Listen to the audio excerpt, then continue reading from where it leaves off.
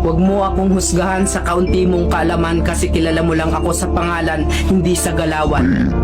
Pinanganak akong mahirap, hindi ako pinalad makapagtapos ng pag-aaral kaya binawi ko na lang sa sipag at diskarte sa buhay.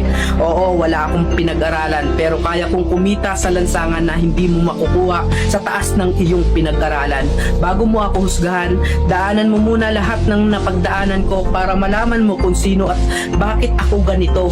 Huwag mo husgahan ng isang tao dahil sa natapos niya, dahil minsan kahit yung mga taong hindi man humahawak ng diploma, daig pa nila yung nakagraduate ng may corona. Bawat tao may kanya-kanyang kwento sa buhay, kaya bago mo sila husgahan, alamin mo muna ang kanilang pagkatao at tingnan mo muna ang sarili mo. Baka malala ka pa sa tinitira mo.